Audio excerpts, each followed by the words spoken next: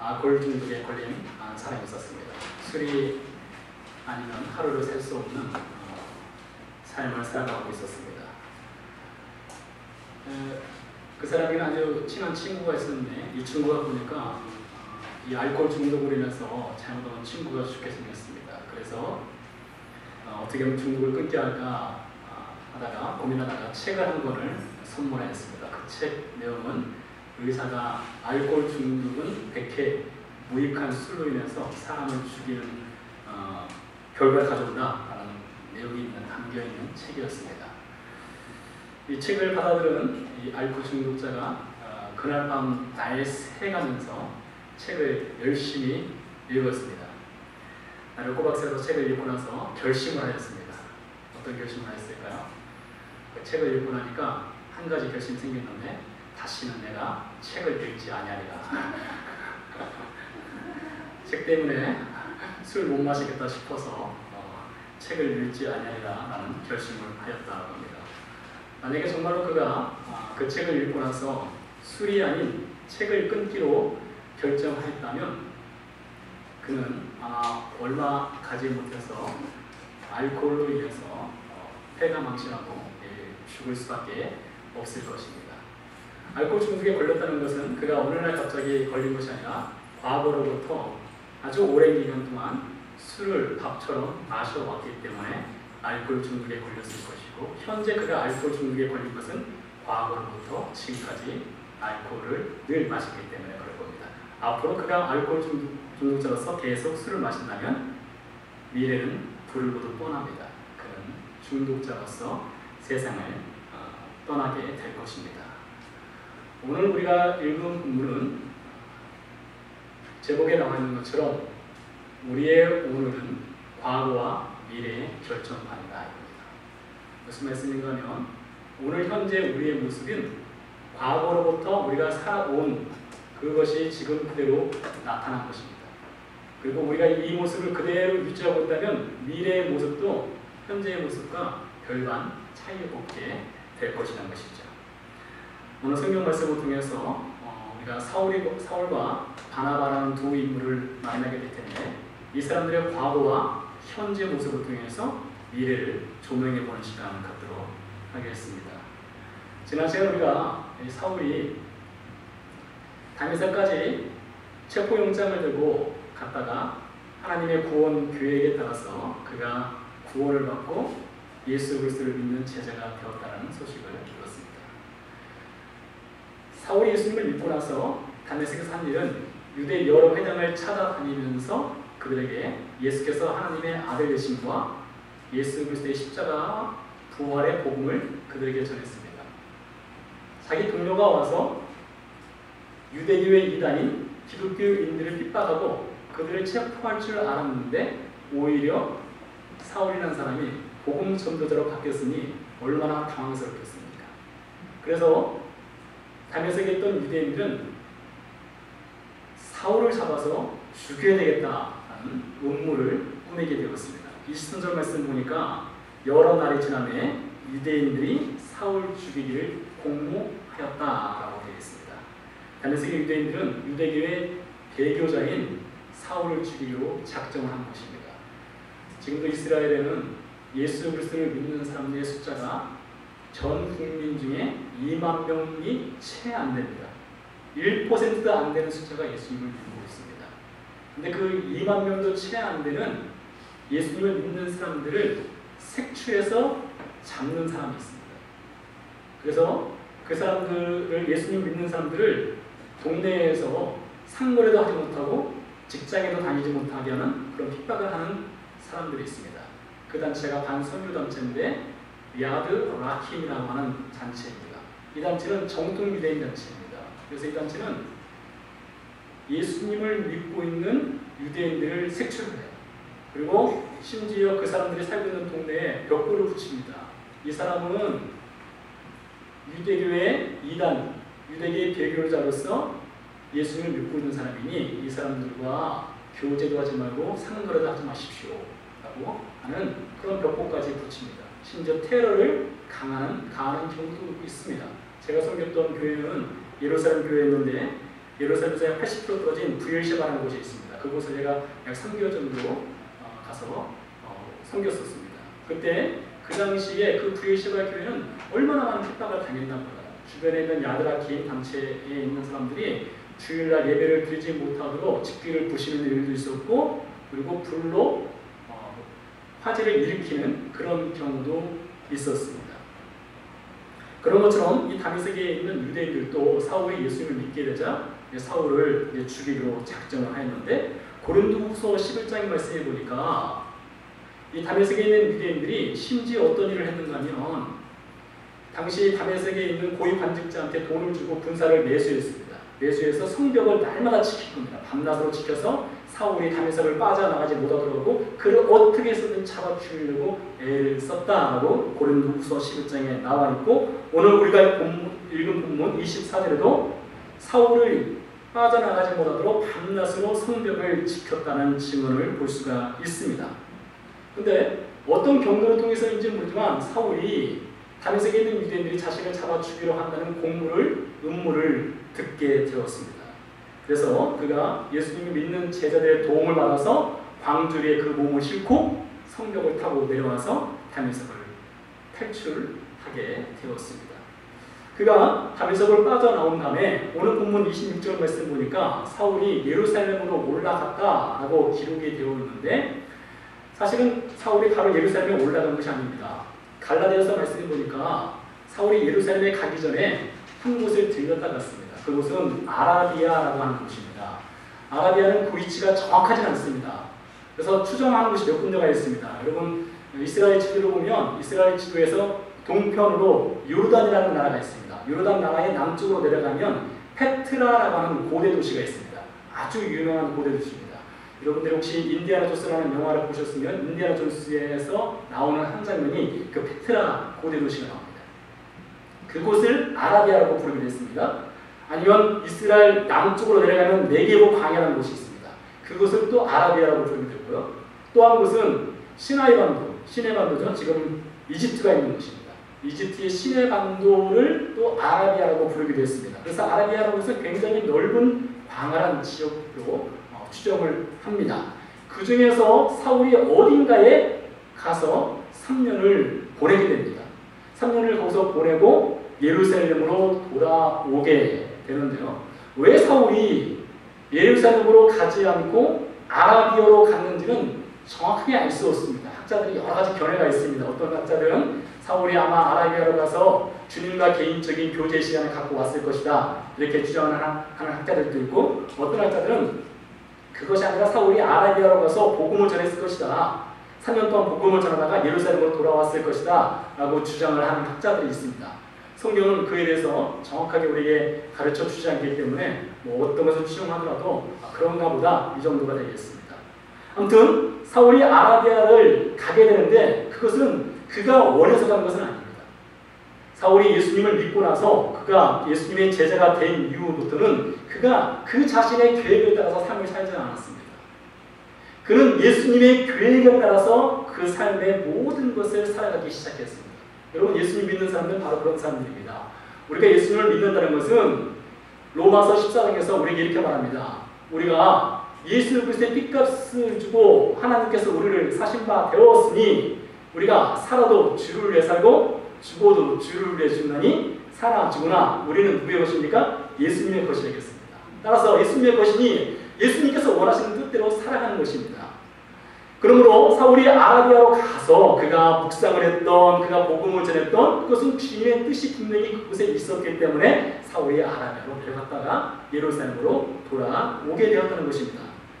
사울은 예루살렘에 3년 만에 돌아오게 된 것입니다. 그가 떠날 때는 체포영장을 들고 예수님 믿는 사람들을 잡아 죽이겠다고 갔었는데 이제는 예수님 믿는 사람이 되어서 예루살렘으로 돌아오게 되었습니다. 그러니 그 마음이 얼마나 들뜨고 감회가 새롭겠습니까? 3년 만에 그가 살았던 예루살렘으로 돌아오고 있었습니다. 돌아오자마자 사울이 한 일은 무엇인가면 26절 말씀 보니까 사울이 예루살렘에 가서 제자들을 사귀고자 하나 다 두려워하여 그가 제자들을 믿지 아니하니라고 되어 있습니다. 사울은 예루살렘에 돌아오자마자 예수님 믿는 제자들을 찾아가는 것입니다. 찾아가서 그들과 사귐을 갖고자 하였다라고 되어 있습니다. 사귐을 갖다라는 말의 헬라어 뜻을 보니까 풀로 붙이다라는 의미가 있습니다. 단순히 사울이 예수님 믿는 사람들을 찾아가서 안녕하십니까? 제가 사울인데 제가 전에는 박해자였으나 지금 예수님 믿습니다 하고 안부와 인사를 나누는 악수 정도가 아니라 사귐을 갖다 풀로 붙이다라는 것은 그가 예수님 믿는 사람들과 함께 복음의 동역자로서 계속해서 그들과 함께 동역하며 일하기를 원해서 예수님 믿는 제자들을 찾아갔다는 것입니다. 우리말 성경은 정확하게 의미가 전달되지 않는데 헬라 성경에 보니까 사울이 한 번 찾아간 것이 아니에요. 사울은 지속적으로 여러 번 수차례 걸쳐서 예루살렘의 제자들을 찾아갔습니다. 그들을 만나고자 했습니다. 그들과 교제하고자 했고 그들과 복음을 동역하고자 했습니다. 그런데 예루살렘의 제자들이 사울을 받아들이지 않았습니다. 사울을 믿지 않았습니다. 그와 만나는 것을 몹시 두려워하였습니다. 왜 그렇습니까? 지금 예루살렘의 제자들은 3년 전 사울의 모습을 기억하고 있기 때문입니다. 3년 전 사울은 어떤 사람이었습니까? 우리가 아는 것처럼 그는 스데반 집사가 죽을 때에 그 옆에서 옷을 지키며 증인으로 섰던 사람입니다. 이는 마땅히 죽어 마땅하다 하고 찬성패를 던졌던 사람이 스데반이었습니다. 그는 대제사장에 가서 체포영장을 받아서 다메섹까지 달려갔던 사람입니다. 예루살렘 교회 곳곳을 돌아다니면서 예수님 믿는 사람들을 잡아서 옥에 가두었던 사람이 사울이었습니다. 그러므로 예루살렘의 제자들 입장에서는 3년 전에 사울이 그렇게 박해자로서 예루살렘 교회를 파멸했던 사람이었기 때문에 그를 볼 때에 두려워할 수밖에 없었습니다. 그가 예수님을 믿는다고 고백할지라도 혹 이 사람이 겉으로는 예수님 믿는다라고 말하면서 혹 우리를 잡아서 옥에 가두려 하지 않는가라는 생각을 할 수밖에 없었다라는 것입니다. 그래서 사울은 자신이 분명히 다메섹에서 예수님을 만났음에도 불구하고 그리고 다메섹에서 예수 그리스도의 복음을 전했던 복음 전도자였음에도 불구하고 예루살렘의 제자들에게 한 번도 자신의 예수님 믿기다라는 간증할 수 있는 기회를 얻지 못했습니다. 그가 만나라 해도 제자들로부터 돌아오는 것은 의심과 경계뿐이었다는 것입니다. 왜 그렇습니까? 누가 문제입니까? 바로 사울 자신이 문제였습니다. 사울 자신의 과거 전력으로 인해서 그가 과거의 삶의 흔적이 박해자로서 살았기 때문에 예루살렘 교회 제자들이 그를 만나려 하지 않았다는 것입니다. 27절 말씀해 보니까 바나바가 데리고 사도들에게 가서 그가 길에서 어떻게 주를 보았는지와 주께서 그에게 말씀하신 일과 다메섹에서 그가 어떻게 예수의 이름으로 담대히 말하였는지를 전하니라. 사울은 예수님 믿는 제자들을 만날 수가 없었어요. 그런데 그때 누가 등장하는가 하면 바나바라는 인물이 등장합니다. 바나바가 사울을 데리고 예수님 믿는 제자들에게 데려간 거예요. 데려가서 이 사람은 틀림없이 예수님 믿는 사람이에요. 이 사람이 다메섹에 갔을 때에 예수 그리스도를 만난 분명한 간증이 있는 사람입니다. 그리고 그곳에서 유대 회당을 돌아다니면서 복음을 열심히 전했던 사람입니다. 하고 사울에 대한 보증을 바나바가 섰습니다. 그러고 나서 예수님 믿는 제자들의 태도가 완전히 바뀌었습니다. 28절에 뭐라고 시작합니까? 사울이 제자들과 함께 있어 라는 말로 시작하는 것을 볼 수 있습니다. 무엇입니까? 사울이 아무리 예수님 믿는 제자들을 찾아가도 만나주지 않는데 바나바가 찾아갔을 때는 예수님 믿는 제자들이 그가 말한 것을 완전히 100% 수용하고 사울을 동역자로 받아들였다는 것입니다. 그것은 곧 바나바가 과거에 어떻게 살았는가를 보면 알 수 있습니다. 바나바는 어떤 사람이었습니까? 사도행전 4장 26절에 37절 말씀 사이에 보니까 바나바에 대해서 이렇게 말하고 있습니다. 바나바는 오히려의 아들이라는 그런 별명을 갖고 있었습니다. 그는 예루살렘 교회의 신실한 사람이었습니다. 신실한 주의 제자였습니다. 예루살렘 교회의 제자들은 바나바가 과거에 어떻게 살았는지를 정확하게 보고 알고 경험해서 그를 믿고 있는 사람이었습니다. 그는 정말로 믿을 만한 사람이었습니다. 그렇기 때문에 바나바가 무슨 말을 하든지 예루살렘 교회의 제자들은 그를 신뢰하는 것입니다. 그로 인해서 바나바가 사울을 데려와서 이 사람은 정말로 예수님 믿는 사람입니다 라고 보증을 섰을 때에 예루살렘 교회의 제자들이 아무 말 하지 않고 사울을 자신의 동역자로 인정하고 받아들였다라는 것입니다. 그렇다면 이 두 인물 사울과 바나바의 이 과거의 삶을 통해서 볼 때에 현재의 사울의 모습이 아무리 예수를 믿는 제자였을지라도 그와 과거에 좋지 않은 흔적이 있었기 때문에 그는 인정받지 못했고, 바나바는 과거에 늘 성실하고 신실한 주의 제자로 살았기 때문에 그가 무슨 말 하든지 인정을 받고 신뢰를 받았다면 이 두 사람을 통해서 주님께서 우리에게 들려주시는 메시지가 분명히 있다는 것입니다. 여러분, 우리 가운데 현재의 삶을 살아가면서 여러분 주변에서 우리와 교제하는 사람들이 만약에 우리를 믿지 않고 신뢰하지 않는다면 1차적인 문제가 누구에게 있는 것입니까? 이 사람 너무 의심이 많아. 이 사람 나를 못 믿는 거야. 이것이 아니라 1차적인 문제는 바로 저와 우리에게 있다는 것입니다. 우리의 과거가, 우리의 살아온 그 삶의 역사가 그 사람에게 신뢰를 심어주지 못했기 때문입니다.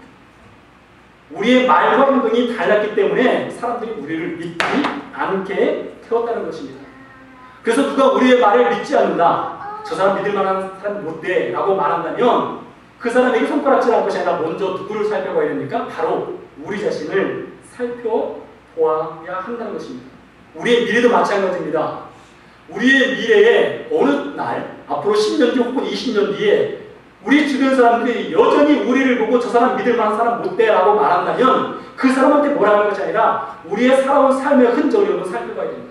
냉철하게 나 자신을 돌아보고 우리 자신을 돌아봐서 내가 정말로 믿을 만한 사람이었는가, 내가 말과 행동이 똑바랐는가, 일치하였는가, 그것을 살펴봐야 된다는 것입니다. 그렇지 않기 때문에 사람들이 우리에게 믿음을 주지 않을 수 있다는 것입니다.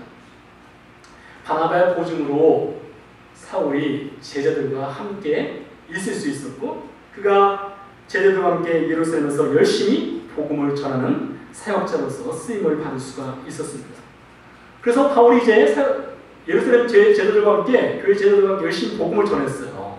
복음을 전하니까 예루살렘 교회 주변에 있는 유대인들이 몹시 놀라고 당황할 수밖에 없었습니다. 왜냐하면 그들 역시 예수님을 믿지 않지만 3년 전에 사울은 자신들과 같이 예수님 믿는 사람들을 박해했던 인물이었거든요. 그런데 그가 돌변해서 예수님 믿는 사람이 되어서 복음을 전하는 사람이 되었으니 몹시 당황스럽고 놀랄 수밖에 없었습니다. 그래서 예수님 믿지 않는 사람들 중에 일부 사람들이 사울을 죽이려고 작정한 것을 볼 수가 있는데, 오늘 말씀 보니까 어떤 사람들인가 하면 헬라파 유대인이라고 되어 있습니다.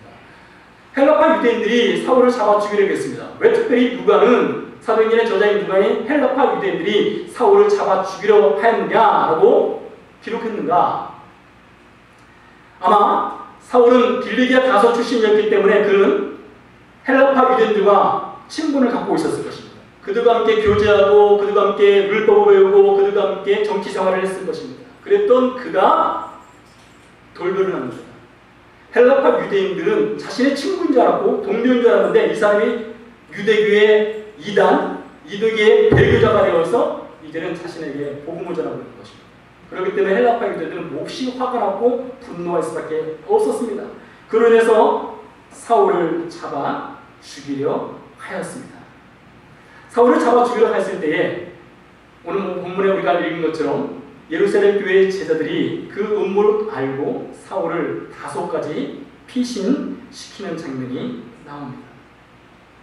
만약에 바나바가 보증을 서서 사울이 예루살렘 교회 제자들과 교제를 하게 되었는데, 예루살렘 교회 제자들과 교제하면서 사울이 전혀 복음도 전하지 않고 예수님 믿는 사람답게 살지 않았다면, 즉 그가 예수님 믿는 사람의 증거가 그의 삶 속에서 전혀 드러나지 않았다면 그는 예루살렘 교회의 제자들로부터 신뢰를 잃었을 것입니다. 여러분, 우리 삶의 과거가 있죠? 여러분 삶의 과거가 다 있습니다. 그 과거는 아무도 지울 수 없어요. 저도 제 삶의 과거가 있고 여러분의 과거가 있는데 아무도 그 과거는 지울 수 없습니다. 그러나 앞으로 펼쳐진 미래의 삶은 아직 우리에게 주어지지 않았기 때문에 우리가 어떻게 살아가느냐에 따라서 미래의 삶이 전혀 달라질 수가 있습니다. 사울도 마찬가지였습니다. 과거에 그는 박해자였습니다. 그는 교회를 파멸시키는 사람이었습니다. 그러나 그 예수님을 믿고 나서 그의 삶이 완전히 바뀌어서 이제는 파멸자가 아니라 박해자가 아니라 예수 그리스도의 복음의 증거자로서 예루살렘에서도 그가 복음을 증거하는 삶으로 변화가 되었습니다. 그의 삶에 완전한 반전이 있었습니다. 그러나 이것은 그 스스로 한 것이 아닙니다. 그 스스로는 그런 반전을 일으킬 수가 없어요. 그 스스로는 박해자에서 복음 증거하는 전도자가 될 수 없었습니다.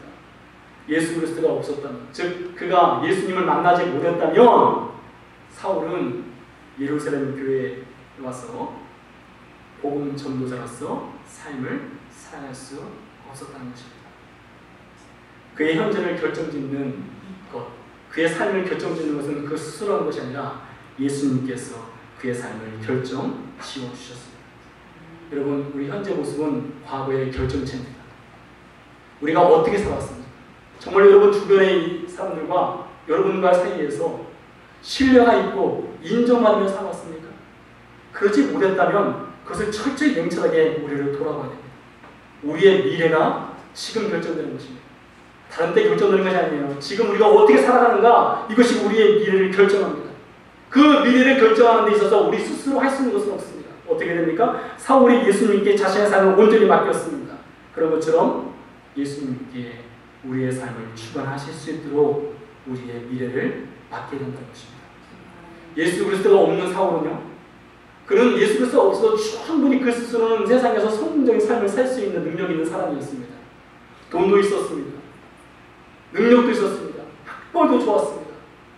지식도 있었습니다. 정치적 능력도 있었습니다. 예수님이 없어도 그는 충분히 이 세상에서 성공적인 삶을 살고 충분히 부유한 삶을 살고 자신이 원하는 것을 다 이루어가면서 살 수 있었습니다. 그런데 예수 그리스도가 얼마나 그에게 놀라운 일을 행했느냐, 지난 시간에 우리가 배운 것처럼 사울이 예수님을 만나고 나니까 그가 세상에서 누릴 수 있는 이 모든 것이 무엇처럼 느껴졌습니까? 빌립보서 3장에서 말하는 것처럼 배설물처럼 여겨졌습니다. 예수 그리스도가 그 무엇보다 귀하고 존귀했기 때문에 그가 갖고 있는 모든 세상의 이력을 배설물로 여길 수 있었다는 것입니다. 그것을 가능케 한 것은 사울 스스로가 아니라 예수님이셨습니다. 우리 현재 모습에 배설물을 붙잡고 있는 것이 있습니까? 우리 현재 모습에 여전히 과거의 것을 붙잡고 있는 것이 있습니까? 변화되기를 주께서 말씀하심에도 불구하고 변화되지 않기 위해서 애쓰고 있는 것들이 있습니까? 내가 하는 말과 행동에 신뢰가 있습니다. 참고로 여러분, 제가 오늘이 저에게는 아주 뜻깊은 날입니다. 왜 뜻깊은 날인지 여러분 잘 모르실 수도 있지만, 제가 영락교회를 섬기고 2014년 9월 달에 영락교회로 와서 2015년 6월 마지막 주에 제가 영락교회 임시 담임 목사가 된 날입니다. 1년이 지났습니다. 그래서 제가 이 말씀을 준비하면서 제 자신을 많이 돌아봤습니다.